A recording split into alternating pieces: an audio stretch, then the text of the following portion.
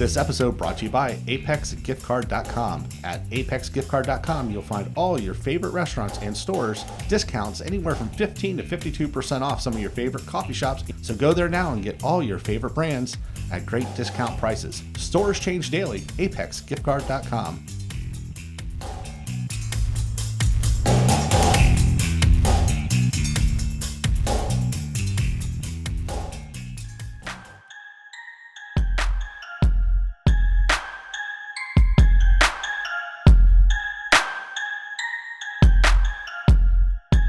Episode 5, brought to you by the CWO Crue World Order for Life.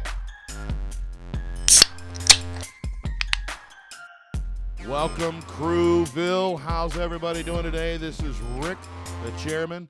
Hey, we're here today to have another great information session for you guys. Have a little bit of fun. Got the mayor here with us too, Clevin.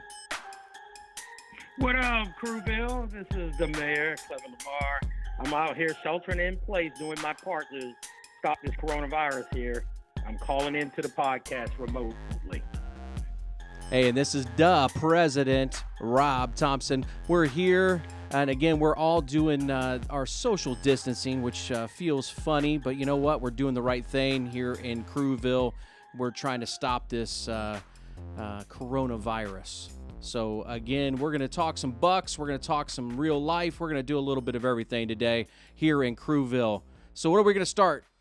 You know, it's such a sad day in my heart because there was somewhere we were supposed to be today. Yes, we were supposed to be at WrestleMania 36. I missed the tailgate that was supposed to happen, the big tailgate. We would be drenched right now at that tailgate. That's the only that's the only silver lining is that, you know, we still would have had an absolute blast. But the rain, that would have been an interesting thing in Raymond James Stadium, the rain. But you know what? We would have had some great food. We would have had some great drinks. And Clevin and Rick, I don't think we would have cared. It was raining on us at that point. It was unlimited alcohol and food. Tailgate Joe at the What the Buck lot, that would have been a hell of a party. That would have been a great party. Maybe Tailgate Joe could bring another one here. We could get McMahon to bring another WrestleMania back to Tampa, and I'm sure we'll all join and do it again. I think they are going to do that because if you've seen, they've done WrestleMania on pay-per-view for the last 2 days, and they're saying it's the weirdest and oddest WrestleMania. And I think looking back and seeing what they're doing, they're probably thinking they should have just delayed it or canceled it because it's making a mockery of their business, having it in front of no crowd. You know, when you have a recipe for success for your business, changing it like they have, you know, I watched a little bit over the last couple of days. To be honest, I didn't like it. I mean, without the fans, without people being there, it's very hollow. Very hollow. Yeah, WWE, I'll tell you, compared to AEW seems to have mastered it. They've been going to the same venues they were supposed to, or they're going out of a venue, and they are bringing the other wrestlers around like the crowd. Huh. And it's actually coming off a lot better than what WWE is doing. So it's surprising because the wrestlers run that other, not WWE's ran by Mr. McMahon. I just think the crowd makes it. They do. Absolutely. Agree 100%. So we got some Buck news. Not much that has come out over the last couple days. The first one we've got, tell us a little bit, Rob, about Brady's house. Brady has got some nice address now. He is living Derek Jeter style, I should say. Ooh, nice. How many bedrooms? Do you know, Clevin? How many bedrooms is that? I'm not sure. I passed by it on boat out there. I'm not sure how big the house is. I know it's a humongous mansion he has over there. I thought it was over on Davis Island. Either 8 or 10 bedrooms with the same number of baths, something like that. Yeah, I heard a joke that he has a room for each ring. Yeah. And then Clevin, some other Buck news. Can you tell us a little bit about what happened between Brady and Godwin with the number situation? Godwin was the man of the hour. Godwin basically gave up his number in respect to the elder Tom Brady. That's what you expect for somebody like that. That shows you that Chris Godwin is a good person. He didn't have to do it. He did it because he respects Tom Brady. So he just turned over his jersey, no compensation, nothing. He didn't want anything. He was just happy to have Brady on his team. I think the compensation is going to come on the field because he's going to be a favorite target now. He's going to get plenty thrown his way. There is no doubt about that one. The other interesting bit of Bucs news was Gabbert. And, Rob, you got all the stats on that. Tell us what happened with Mr. Gabbert, our new backup QB. Well, he's not our new backup QB, but he is a returner that he got hurt in the preseason last year. His contract is pretty cool. It's a $1.1 million. $136,000 is a signing bonus. But because he is a veteran, and they have this new thing that was in the CBA that only counts against our salary cap, $800,000+. So we basically get a credit for having a veteran quarterback come in. We're paying him base salary. Oh, that's the cheapest. Absolutely, it's a coup for the Bucs, especially with our cap space. And you can't beat it because Blaine Gabbert brings that veteran feel back to the team just in case, God forbid, something happens to Brady. He goes down week 3 or 4. We at least got somebody that kind of knows what they're doing, and they've been in the BA system. Absolutely. I'm going to bring a weird one up here for us. This is still Bucs related, but it may not be for long. There's 3 guys out there right now that have not been signed. And, I'll ask both you guys what's going on here. Jameis Winston, Cam Newton, and Jadeveon Clowney. These are the 3 highest free agents, and really doesn't seem like anybody's sniffing at them. Rob? I'll give you this, and I'll give both of you guys a hint. They all have one major thing in common. Do you guys know what that is? Well, two major things in common. The money is money. One's money, yes. And the second one is injury. Yes, they've all had major injuries over their careers. And for a team to tie up their salary cap, and again, we talked about this last episode about players signing contracts, then going to a doctor that is agreed upon by both, not team doctor, not player doctor. You see a couple deals fell through last week. These guys are big dollars. So if they're going to agree to a deal, the team has to really be 100% like, okay, they're healthy. And right now you have Cam that had 2 years of major injuries. You have Winston coming off knee and a hand. And you have Clowney last year that had core injuries, but the years before was knee injuries. So you have real big injuries for dollars that are going to really affect your cap. I'll say that Clowney played out the box this year. He had a good year. I mean, it wasn't like he was just sitting there not doing anything. So, I mean, there should be money flowing his way. As far as Cam Newton, everybody's saying that he's all healthy and ready to go, but I've seen no film. That it's hard for a team to take a chance on that. And Clevin, have you heard anything about Winston and where he might be going? Any news? Anything Well, I want to heard? Well, I want to go back to Clowney. I've heard rumor that Clowney has lowered his asking price, which may to $17 million. Help him. Yeah, that might help him. As far as Winston and Newton, they're going to make waves in the league. I guarantee you, one of the two. I kind of wish we had one or either both, Newton or Winston, as a backup on our team. But I don't think that's going to happen either. I think both of those guys, they're gonna do well. Somebody's gonna eventually get them, whether it's the Chargers, the Jaguars. There's too many teams out there that has quarterback needs for those big guns to be floating out there. You're talking about 3 of the top number 1 choices over the last 5 years. Absolutely.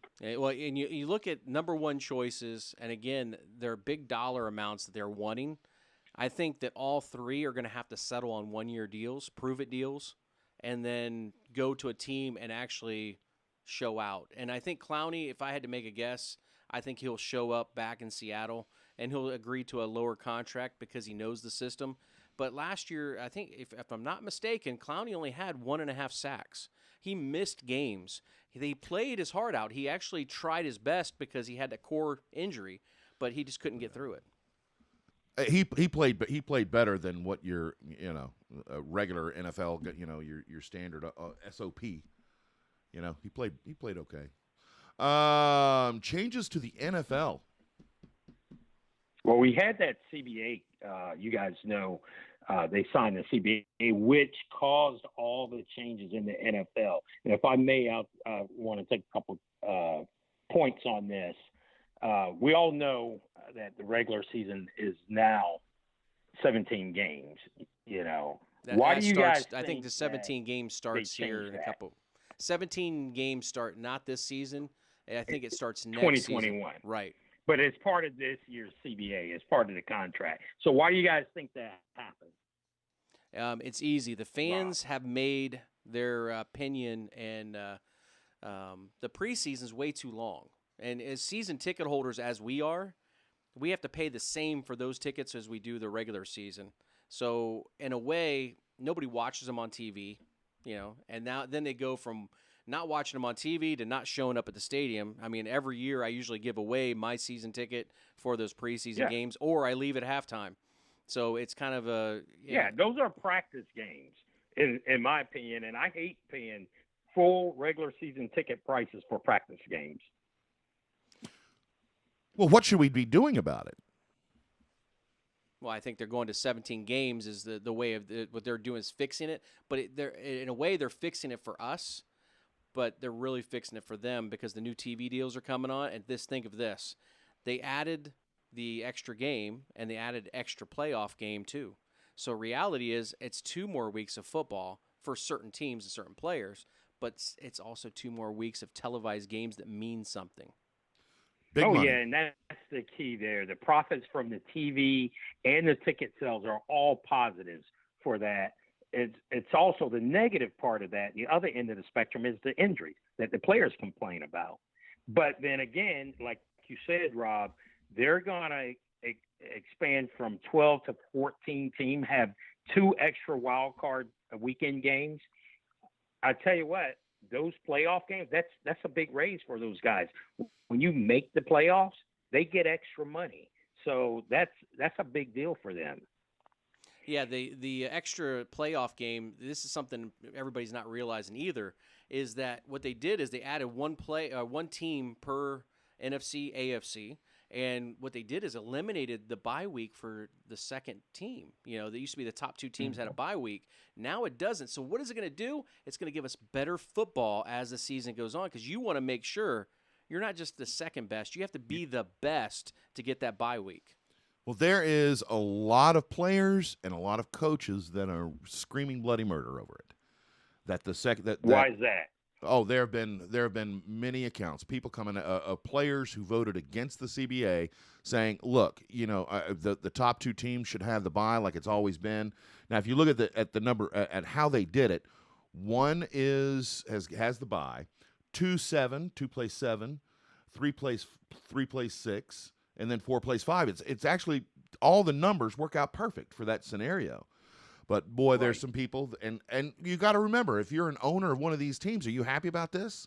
You're happy about the increased revenue, but you're sure not happy about the potential of losing that bye week, get you into the second round of the playoffs. Well, on NFL Network, there's a lawsuit that was just came out. Eric Reed, the safety from, I think he just got released from Carolina. He actually is suing the NFL and the Players Association, saying they need to tear up the agreement because the agreement was changed after it was voted on.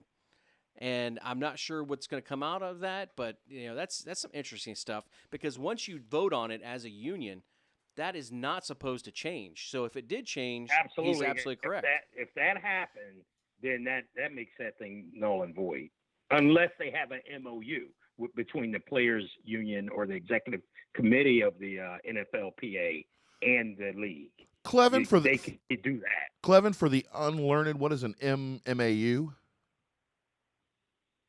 MOU. MOU. What? Memorandum of it's an acronym for memorandum of understanding. Okay. So you could have, it's almost like an addendum to a contract. That's exactly what it is. Just an addendum. But the entire league don't have to vote on it on a MOU or an addendum to the contract.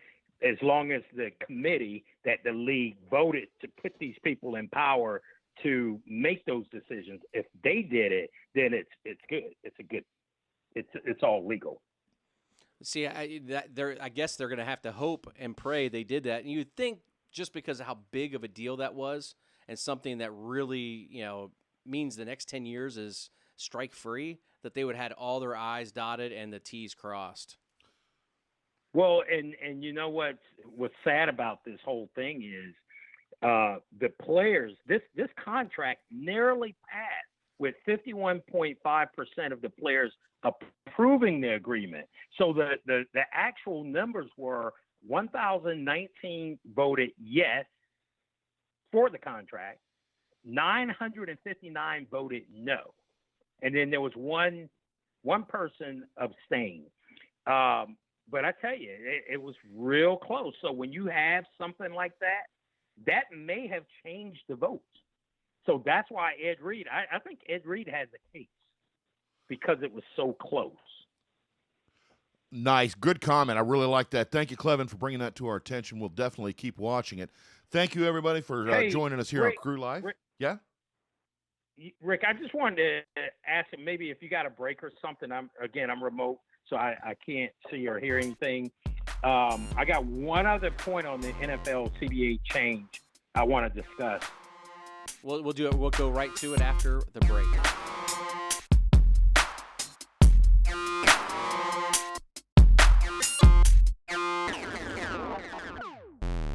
Nobles Marine is a proud sponsor of Crue Life Tailgate 2020.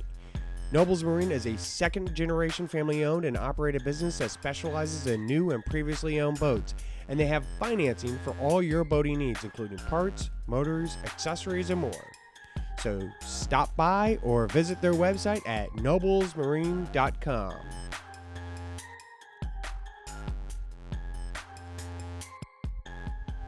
Welcome back, Crewville. Great to have you. It's a great day. Hey, and we're all making sure we're talking about the Bucs and everything that can happen in the NBA, NHL, NBA, and the great NFL. So, Clevin, you have one other thing we need to go over here when it comes to the CBA. Yeah, I had one interesting note with the CBA, and it kind of affects a lot of people because the last time they had a CBA in the NFL was back in 2011. And since that time, several states have legalized or decriminalized personal use of marijuana. And as you guys know, the NFL has a substance abuse policy, and it's kind of like a no tolerance. So with this new CBA that just got enacted, there's going to be less testing for weed or marijuana and no suspensions for those who test positive for it. I mean, we're going to talk about Josh Gordon, but Josh Gordon was one of those ones. He was basically a weed head and couldn't stop smoking it. So what I want to ask you guys, because of society, the way it's changing and evolving with the personal use of marijuana, what do you guys think about this? And I have a devil's advocate on the other side of it. But Rick, what do you think about this relaxing of the drug policy? What I find very interesting is that if you're talking about the state of Florida can make a determination on whether they want to legalize marijuana or not. That is in the state constitution. We're talking about the NFL. The NFL just said that their players can legally do a federally banned substance. So, I found it pretty interesting that the NFL went down that road. Now, by the same time, study after study proves that the use of marijuana with the injuries that are sustained on a football field, that it is beneficial, that they are actually getting relief. They're not getting hooked on prescription pain medications if they're able to use marijuana to ease the pain. How many stories have you guys heard of major stars, getting hooked on, any kind of Oxycontin, any kind of painkiller? So I do think that it is really good. It is really good, but it's still surprising to me that an organization as the size of the NFL decided to allow their players to break federal law, because if they use it in Florida, they're breaking federal and state law. Unless they've got a medical card. But you understand what I'm saying. And maybe, Rob, you could chime in on this.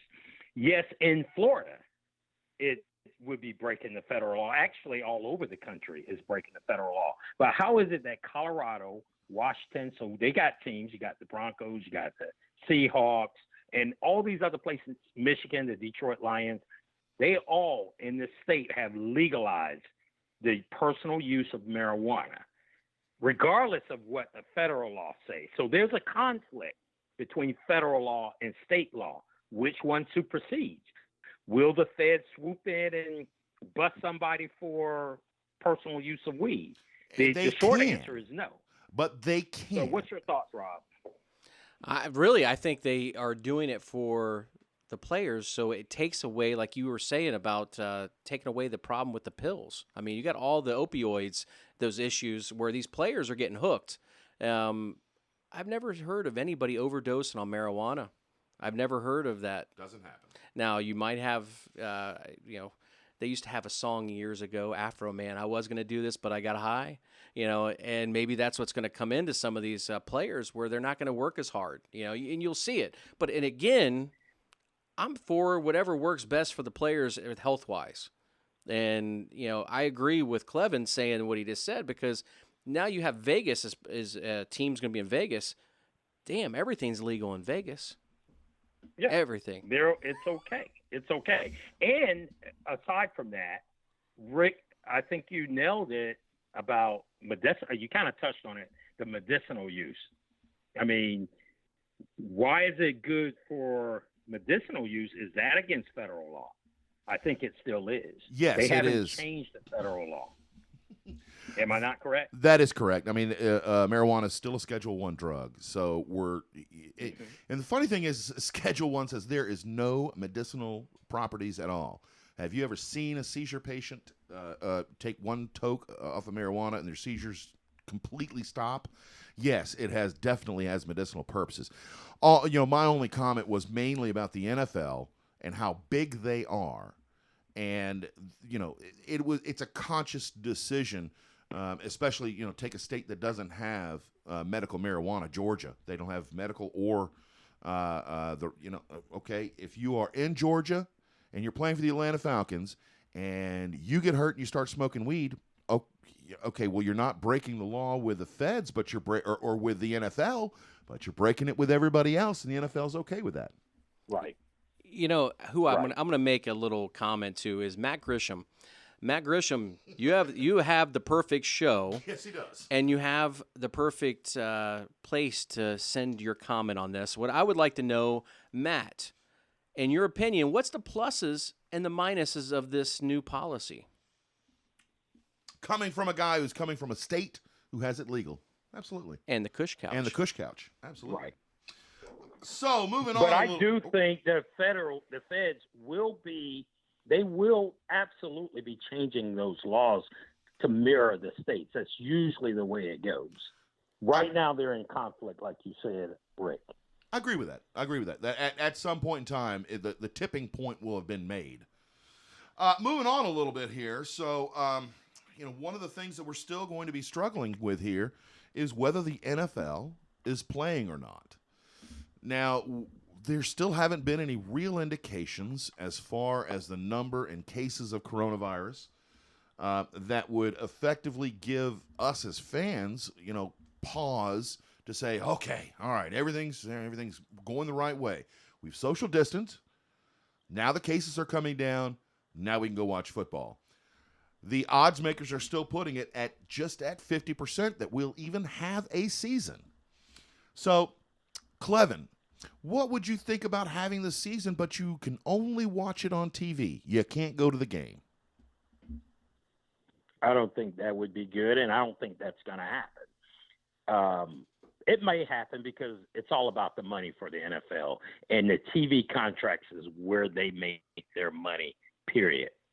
You best believe it. If they don't play, the NFL do not make TV revenue if they do not play those games.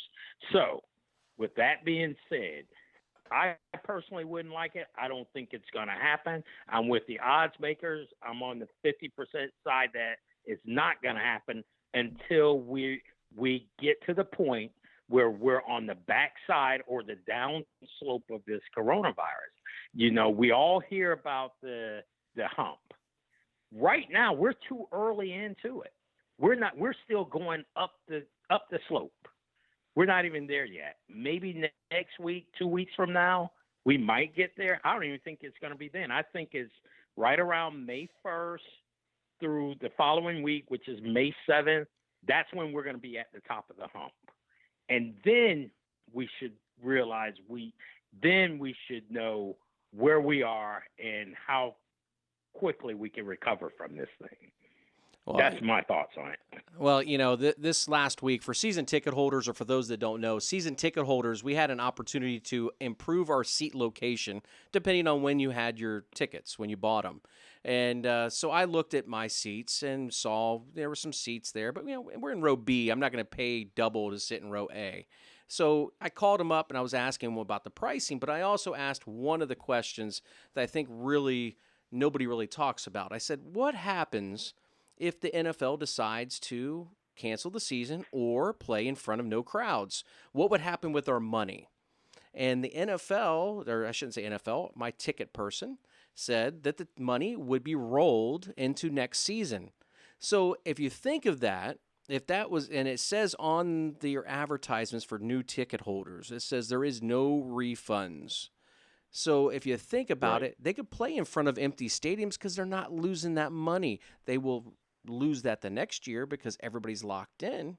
But in regards to what you're saying, the TV deal still pays everybody's salaries. So I really feel as if, you know, you're 100% right. But then I go back to that Vince McMahon thing.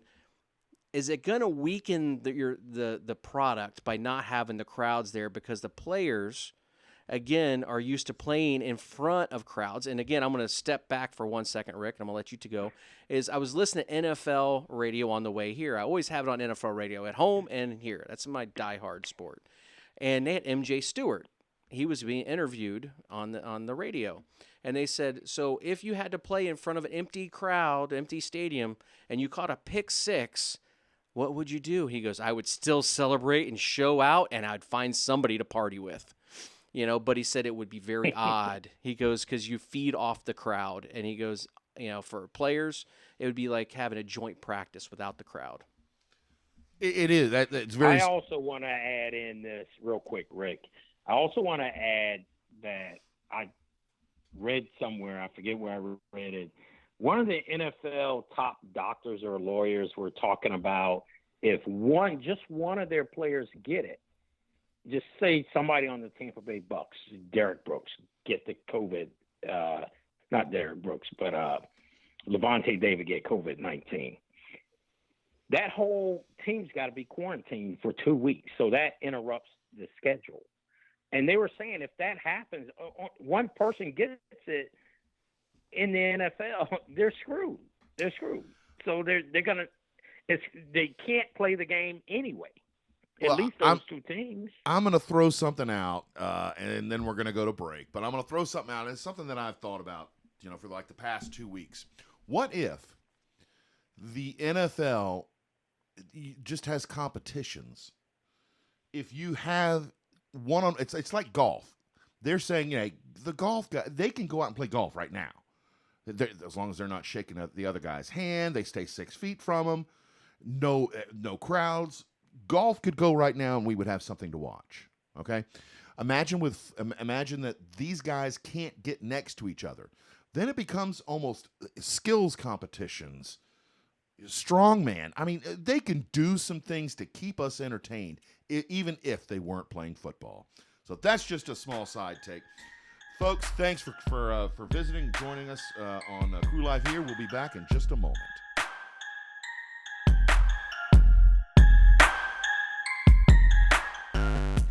Hey, what's up, crew? It's Easy B. I'm here to tell you about Crue Style by Crue Life. Crue Style is basically the clothing line for Crue Life.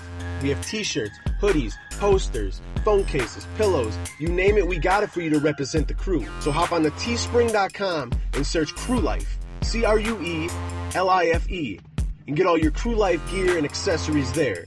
Right now from Crue Life, we have the No Goats, No Glory t-shirt, and also the CWO Crew World Order for Life t-shirt. And at limited time, use the code STAYSAFE and get 10% off your orders now through April 30th.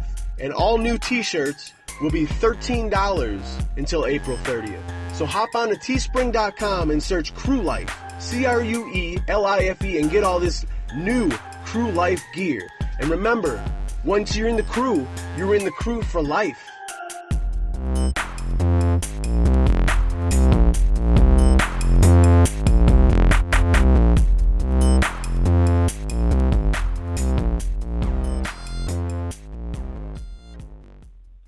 Welcome back, Crewville. We are going to go over some wide receivers that are on the block and out there available right now. Some of these guys, I don't necessarily think that any one of these four guys are a good fit for the Bucs. I don't know. But I want to ask both Clevin and Rob and just get their opinions about some of these guys. So the first guy that's out there is Josh Gordon. I'm actually not going to make a comment about any one of the four. I want to hear what you guys have to say. Ted Ginn Jr., like Ted Ginn Jr., Dez Bryant, and Antonio Brown. So, these guys are out there, Clevin. Do you have any interest or any comment about any one of these four guys? Well, again, I think you guys know my feelings towards Antonio Brown. I think he's a great receiver, lots of talent, but I think CTE is real. I think he has CTE. So, no, I wouldn't mess with Antonio Brown. Josh Gordon is a great wide receiver, too. People don't know that. He was just reinstated for under the league's substance abuse policy. And, of course, I think I said it before, they say he's a weed head. But now that the weed has been relaxed in the league, I think Josh Gordon's going to land on somebody's team. The Patriots had him at $2.25 million when they did the one-year deal with him. So I don't know where that is at this point. But I think if Josh go ahead and sign another one-year contract with somebody just to prove himself, and now that he can smoke his weed freely, I think he'll be an excellent addition to somebody's team. Yeah, I look at all the ones you just mentioned. There's one name to me that stands out, and it's not what you just talked about. Dez? No, it's not Dez. Ted? Dez would remind me of Tim Brown when he came here because he's been out of the league for almost 3 years. He would be, somebody that's going to get the ball and he's going to be secure with the ball, but he's not going to be a good fit for the salary cap, nor I think with the team we have. I really feel is Ted Ginn would be that person because he's a good return guy. He also is used to being a 3 or 4. So, and he's always good for that big play when you need it. And he's got speed. And his salary, I don't think he would command much of a salary at all. And he would, to me, it would just be that fit. He would be on a prove it contract. And I don't think prove it. I just think at the end of his, he's at the end of his career, and he's played with legends. Think about the, Cam Newton at the high of Cam Newton. He played with him. Then he went over to the Saints. He's played with Drew Brees. He's used to playing with quarterbacks that demand excellence. Dez Bryant, one thing about him is that in 2013-14, he had some really good years, man. He's putting up really good yards, 1,400, 1,300, 1,300. Well, in the last couple years, up to 2017 was the last time he played, he still had 800-plus yards. He would be a cheap guy to plug in that could actually do some real damage. Yeah, or I could see him going to a place that he's had some history with, and now you have, I think it's the Giants that have the old head coach from Dallas, and he's the offensive coordinator, and they have nobody in Giants land. If the receiver, there's pretty limited. So if you bring him over there as that veteran guy, I could see that happening. Or a team like the Raiders taking him because they like those veterans. My thing is Dez Bryant washed up? That's where my washed only up question is. with I think that's why he was released out of his contract in Dallas. And then when he got over there to play for the Saints, he got one practice and tore his Achilles tendon. Sometimes when your body Jerry tells Jones you when to go. release you might be washed up. Yeah, and I think sometimes your body instead of your mind tells you when it's time to quit. Well, these are guys that I think the Bucs could target at very, very cheap rates and plug a very nice hole. Now, obviously, there are a ton of receivers in this draft class, so we can go there if we need to. The next topic really is a little bit strange. It's all the other major sports. Here you got the NBA, NHL, Major League Baseball, and nobody's playing.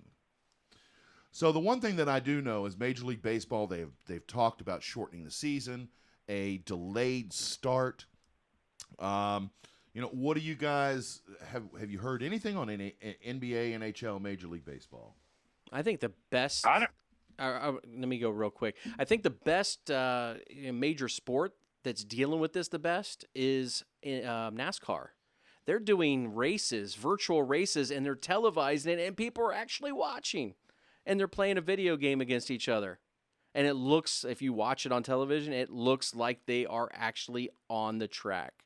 And, if you crash, nobody's getting hurt, but everybody's entertained, right? The entertainment dollar is huge. Clevin?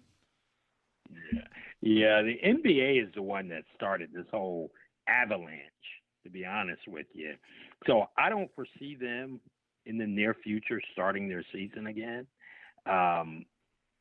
And if you think about it, right after they did, I think Major League Baseball announced that they weren't going to play, or at least their season would be delayed, which tells me they want to start a season. I think they will eventually. It may be a shortened season, but it's not going to be a full season. Yeah, I kind of think that the NBA and NHL, especially the NHL, has already said that they are considering either a shortened playoff, a shotgun playoff, or whoever is in the points lead wins, and that would be the Boston Bruins at this point in time. And then for the NBA, I personally think that that's it. That's going to be it. They're just going to call it. I don't know that they're going to be it. Are they going to stay in condition all the way through June? To try and get – I just don't know that they're going to go that deep into, getting everything in, where Major League Baseball actually has a glide path. Just think of it this way. Get this done. The NBA, how many of you guys watch the NBA until it's the playoffs anyways? So if they could get to if they got enough to get to the playoffs, start in the playoffs, and I'll watch. I'm not watching it until it's the playoffs. I agree with that. But Rob, it's more to just – start in the playoff. Today we're starting a playoff. That's kind of ludicrous. I mean, think about it. If they say, if they want to open up the season during the playoffs, we're just going to play 4 playoffs games. And how are they going to determine who's going to the playoffs and who's not? Everybody's going to be mad about that. It's going to be current standings. In my opinion, they may as well scrap the season and keep it moving until next year. I don't think LeBron would agree with you because I think they're gonna crown a champion somehow. He may though. not because he's getting paid, right? I would guarantee that they are going to crown a champion just so that there isn't an asterisk next to 2020 in every single major sport. Almost like Florida State won the ACC. Yeah, you don't want coronavirus to be the champion of each sport, and that's my opinion. You have to push forward and.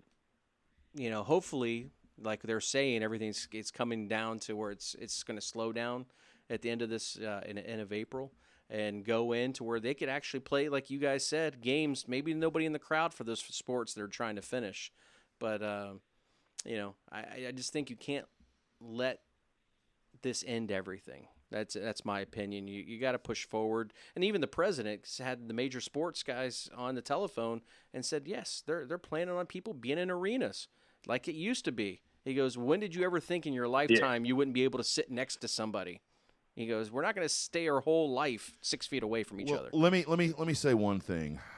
What everybody has to realize is when you put a prisoner in solitary confinement, there's a reason that is so brutal, is because we are engaging people. We have to be around people. We're social. We're social beings. Being social beings, that means we get around people because that makes us feel comfortable. That passes time. That makes us happy. It's enjoyment. So what you're talking about is taking all of that away, the social aspect of the human being. It's not going to go away. We are going to be back into crowds. It's going to happen. It just may take a little bit of time, I think. Well, we're going to step. And at what cost? What you got to ask yourself is, yeah, we could do that all today. Everybody could go back, stores could open up, bars, restaurants. They could do it tomorrow, right? If the president says, let's just open this country back up tomorrow, regardless of what's going on with the curve and what the stats are, never mind those bodies piling up over there in the corner in New York. We just want to get this thing opened up. So at what cost? Now that? listen, there are people out there. Hold on. Let me finish. I've got tons of friends that want it. Do you do that? I don't agree with that.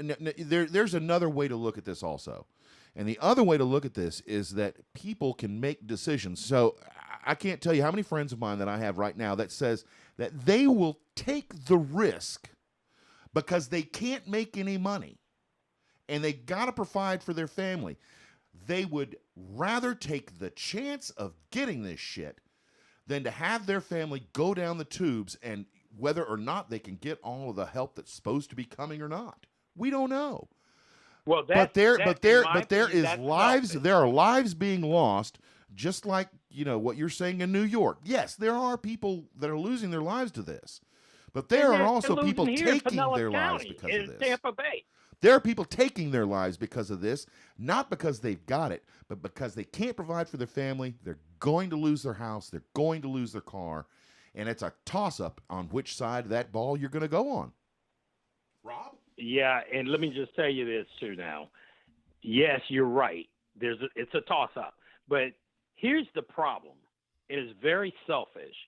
If you're a person who the symptoms, you're a carrier.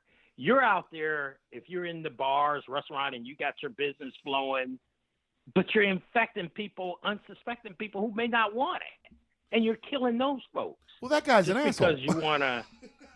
just because you want to make a buck? No, now that guy's an asshole. We're not talking about somebody who's infected. I'm going to leave this.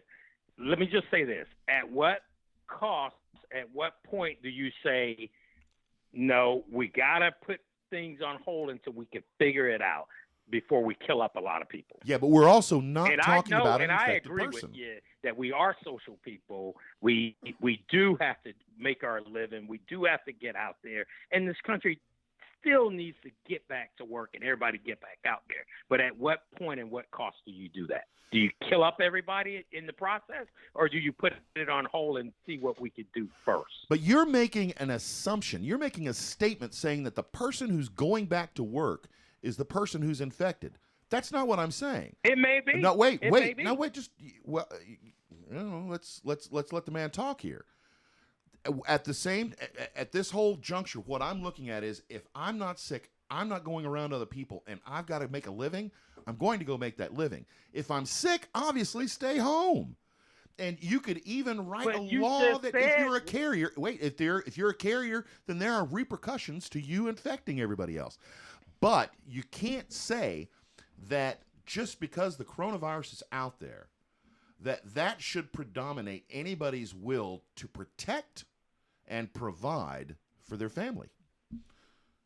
Rob? Okay, well, I want to say you're going down a double-edged sword here. Yep. You just said that you got to provide for your family, and if you're not sick, I I've know. already said that. I understand what you're saying. If you're not sick, but that there was are your main those comment. Who are sick? Hold on a minute. There are those who are sick, and they have to provide for their family, and they want to get out there where they're going to go to work sick. You mean to tell me you've never worked sick? I've worked for 32 years, and in the 32 years, I went to work with the flu and sick all the time. All the time. You're not going to do it now that you could kill somebody. Yeah, what I'm saying with Clevin, I think both of you guys got great points. With this whole thing, I look at it as we got to let things calm down. First of all, with all this virus, you got to make sure it's going in the right direction. But at the same time, that's all I'm saying. Yeah, and what I think the biggest thing you look at, I saw on television last night. There's people that know they're infected with it, and they're going out in public, and they got arrested, and they put them in quarantine in their house with an ankle bracelet, and they will be thrown in jail, and it's going to come with a big sentence, is what the judges were saying, if they don't follow. Good. So I think let me tell you, I well, agree with Rob's that, finishing but this. I can tell you that's not going to always work, and that's not going to happen probably 80% of the time. Yeah, I mean, it's one of those things that you got to hope that you're around good people and the people do the right things when they're supposed to. Which is, if you have a fever or you are, that's the symptom. You need to stay home. If you got a sore throat, right, stay home. You would hope they do, but what if that person says, "I'm one of these essential people. I need to go make my money because I can't make my mortgage this month. So I'm going to take the chance and go out there. I'm going to put on my mask. I'm going to put on my gloves. I'll try to do my due diligence and go to work so I can provide for my family, just like Rick said." Now, shit happens. It happens where they pull their glove off and they cough in their hand and they touch something. Now, somebody comes behind them and they just get infected. No, I think crazy as it sounds, that's what all this state shelter in place, that's what all this stuff is all about. No, and I think we understand that. We understand that, but there are also other people out there with differences of opinion on it who need to provide for their family, and they might not be in a business that would be tagged essential, but they also might not be seeing customers. And you know what I'm saying? There are places and things that people are doing, right, that they're not in contact. So, Crue Life will be coming back right after these commercials.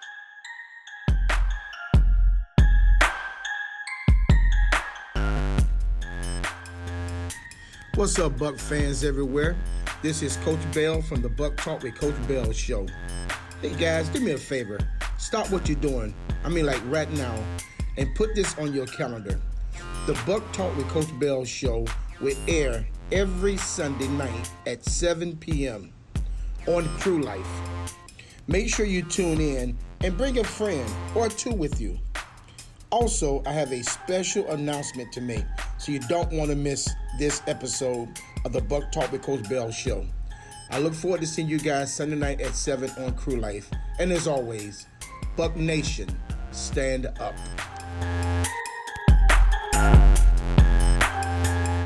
Hey everybody, this is Rob from Crue Life. If you are listening for the first time and you're like, what the heck is Crue Life? Where do we find these guys? How do we become part of the crew? Well, it's easy. You log onto your Facebook account, type in the search engine, Crue Life, not C-R-E-W, There is a C-R-U-E, that's crew.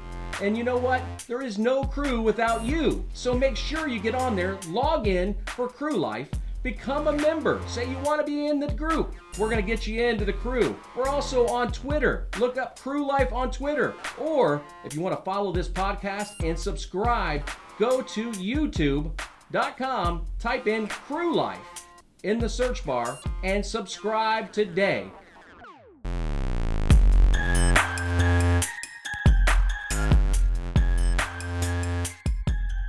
Crue Life, we're back, and we're back with calls from you, the Crue Life fans from Crewville.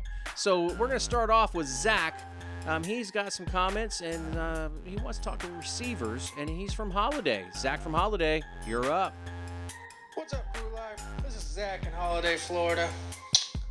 Just want to give a shout out to the mayor, Clevin. Anyways, I was calling because everybody's talking about Antonio Brown coming to the Bucs. But the one guy they haven't talked about is Dez Bryant, which is ridiculous. Because I'd rather have Dez Bryant over Antonio Brown every day of the week. And I believe Des Bryant would be cheaper for the Buccaneers to get than Antonio Brown would. And I've watched Des Bryant's workout videos, and it looks pretty good to go. I think if you can get Des Bryant for about $6 million a year, $6 to $8 million, he'd be a steal, and he'd be a great number 3. And I honestly believe we should go out and get an offensive lineman, either trade for Trent Williams, sign Jason Peters, or with the 14th pick, draft an offensive lineman. Because we definitely need one, and I also would try to get a experienced corner. Because we need a corner in the backfield. I mean, I get you got Jamel Dean back there and Carlton Davis, but who else you got after that? Nobody.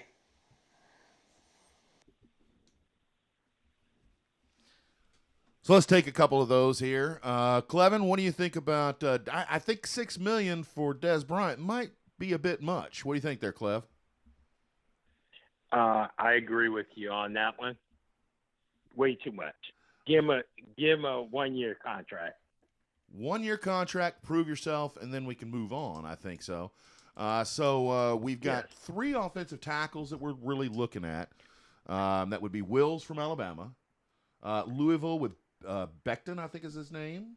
What Louisville Louisville kid, and then from Georgia, Thomas. So those are the 3 big guys up front that we could be looking at on our 14th pick. Rob, you're still going to give me that bottle of Red Stag when that pick happens, right? I will say this. I and think my gentleman jack. Exactly, and Clevin's gentleman's jack. I want to say this right now. I felt that caller was Team Clevin, obviously, and I feel as if maybe he knows him really personally to give that opinion. So I would be down in the opinion pool. But I'm going to stick with running back. I have a feeling that we're going to trade back in that round, and I'm going to add this little caveat into this, or if we get to that 14th pick and there is a top receiver left, maybe that's who they're going to draft at 14. And you guys look at me that way, but we got to pay Godwin. you got to pay Godwin coming up, right? You got to have a backup plan because eventually you're not going to be able to keep everyone. So let me remind you what you told us when we first started this show and we were talking about some of this stuff. You said we are here to win now. Now. Right now. Does a receiver like that really we've got to protect Brady. And we got to have a running game. I'm saying, but I'm still sticking with I will get a veteran to put over there at tackle, and if I'm at 14 and you give me a receiver that's got hands and blazing speed, guess what? I'm going because we haven't signed that third receiver yet. We don't have it. Well, we got Scotty. Not Scotty Miller. Sorry, Scotty. I wasn't laughing at you. Justin Watson. He was not a receiver that anybody else wants. You could release him today and nobody would pick him up. He's a fan favorite. Come on. But he's a not fan favorite. Yes, but he's not anything. He's got 2 hands. He's got 2 feet. I'm calling Michael Clayton. You could catch run? Michael Clayton, come out of retirement. We would take you right now. Love Michael Clayton. Over where our choices are. I would even prefer Bobo Wilson to come back over who we said. Bobo, he dropped 3 or 4 really bad balls there at the end when we booted him. You remember that? He dropped 3 or 4 balls.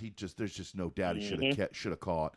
And I was a big Bobo Wilson fan too. Yeah, I like him. I like him better than Watson. But if you think about it, if you don't go running back there, or you can't trade back to get your running back, I like Swift. Swift is who I want. So we're gonna go to another question. We've got Easy B. He's sending us his comment in all the way from Wisconsin. Let me say something about Easy B, man. Easy B's been great to work with Crue Life. He's done some incredible T-shirt designs, some things that, he should really be appreciated by everybody that's actually, had him do any work for him. But man, I'm telling you what, he does the best shirts, and he's quality.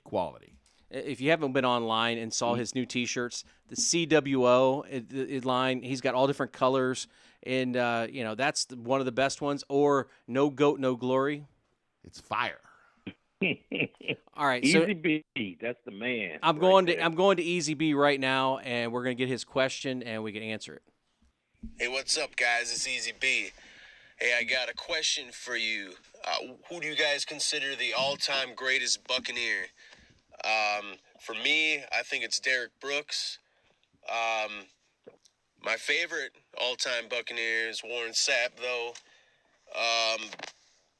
But, right now, the way he kind of is off the field and stuff, it's kind of changing things a little bit for me.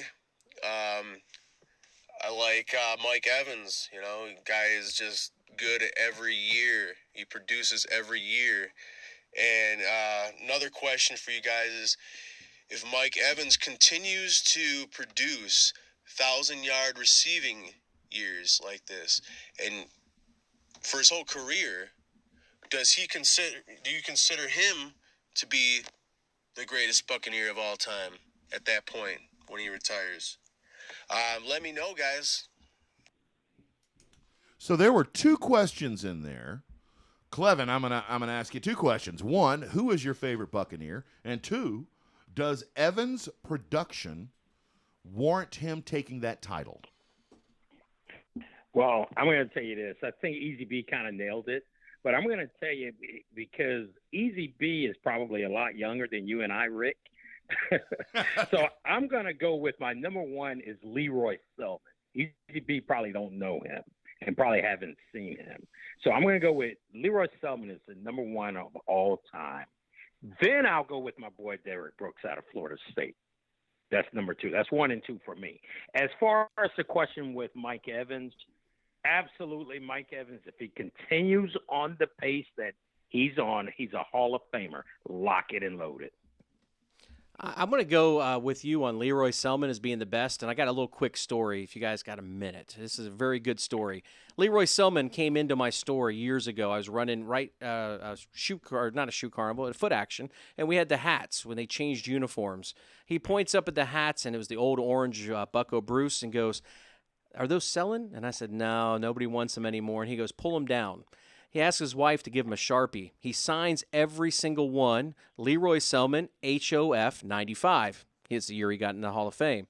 He looks at me and goes, "You're not going to have any trouble selling these now." We took the $5 price tags off of them, and we made them $20. I've got a hat sitting in my house that's autographed. My brother's got one here where we're sitting at recording. And a couple of my other family and friends has those hats as well. And then other people were lucky enough to walk in behind. So to me, he is the best Buccaneer. He came when it first started. Now, if you look at the second, Derek Brooks was named the Don for a reason.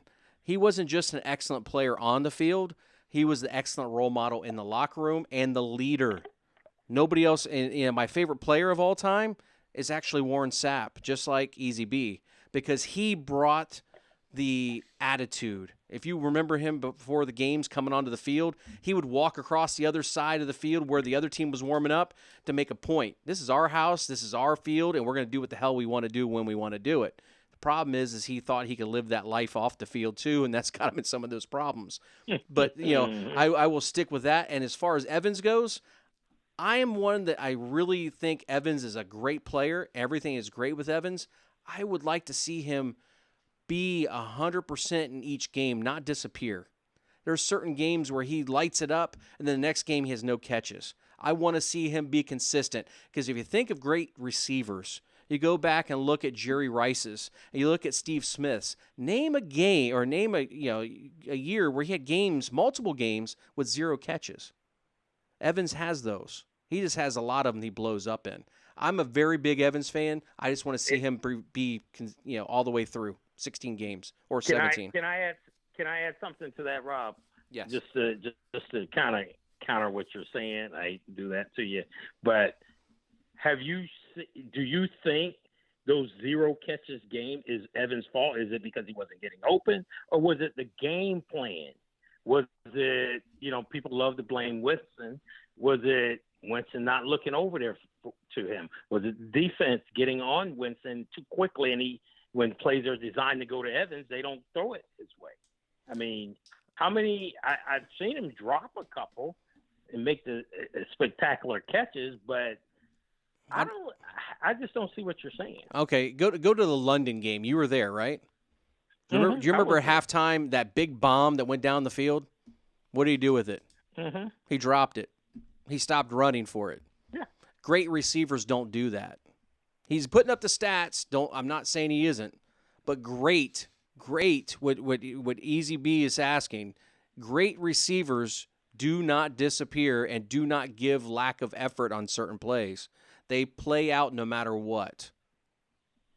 I haven't really seen him give a lack of effort in all my days watching him.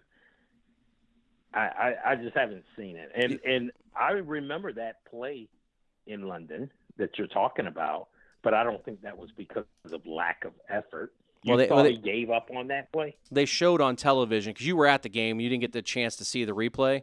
He gave up on the play, and they showed it in replay, saying if he would have continued to run the route, it would have been a touchdown. He then saw the ball was in the air and tried to put the burners on to get to it, and that's why he didn't get to it, because he stopped running on the original route. Well, let me go over, the original question from me, the greatest Buccaneer. I'm a little bit right of center. I quasi agree with you with Leroy Selman, but the reason I don't is because not everybody was there in 1980. Like my story, I started in 97, right? So there is no doubt 100% that Mike Allstott is my man. I mean, I to this day, I cannot turn on an NFL football game and see somebody like Mike Allstott. It doesn't exist. You don't have the bus anymore. You don't have Mike Allstott anymore. I mean, you watch some old footage of Mike Allstott, and I mean, he just trucks people. It's just running down the field. I don't care if you're trying to tackle me. And the interviews with Mike Allstott was, I looked for them. If they were coming for me, I'm coming for you. Let's see who wins. That to me was incredible football, and he was great off the field. I also agree with Derek Brooks. I'm just telling you who my favorite was. And yes, I do believe that Mike Evans will be in the Ring of Honor. I think that Mike Evans, some of these games that you're talking about with Mike Evans, it's a combination of a couple things. The DBs, corners that are going up against him, a defensive scheme that another team may put up that squishes his numbers. And at the same time, I have seen him give up. I have seen it. But at the same time, that's not going to preclude him from being in the Ring of Honor. No, he's definitely on the path to be in the Ring of Honor. But, the question was great. And great receivers just don't have those hiccups. And I think he's working on that. I think he's going to be great. And some of it, what Clevin, you said earlier, was it the defense, or was it maybe some frustrations with Jameis Winston not getting the ball where it was supposed to go? But we're going to end this episode with we're going to go around the horn and say the last words. Clevin, what do you got to say to everybody? Well, again, I'm remotely chiming in during this stay-at-home order. I am complying. I hope everybody else is doing the same. Everybody stay safe. Crewville, we love you. Just keep your heads up. We're going to have a great season. I think the season's going to open later. Not sooner, but later. Well, folks, I really think that we probably got 2 weeks or so before we'll see the peak of this, and it'll start to come back down.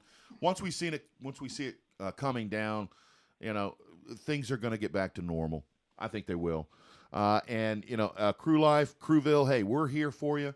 Let us know what's going on out there. If you got questions, if you got concerns, what's going on with the Bucs? If you need to know, send us your questions. Send us your concerns. We would love to be able to answer everything that we got here.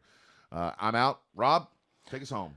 Yes, we're getting ready for the draft. We're going that route. We're going the draft route, and I want to say this: I can't wait for social distancing to be over, so I could collect my 2 bottles of whiskey after the draft. That's where I'm going to leave it. Crue Life. Can we do a Zoom? I want to see your face when the Bucs draft that lineman. We will. You know what? That is a great thing. Can we do a Zoom? You know what we're going to do? We are going to do a Zoom so we all can get together on draft. And I'm going to throw this challenge out because I've seen him do this Zoom already. We want to sit on the Cush couch together. So, Matt, get that set up for Crewville, and we will have that on Crewville, and that way all of us can sit there and watch a draft together and see me gloat when you guys see no offensive lineman taken. Rob, you're going to be crying, bubby. Hey, all I got to say is we finish every episode the same way, and we are going to say it the same way, even though we're not together. So on 3, 1, 2, 3. Crue for life.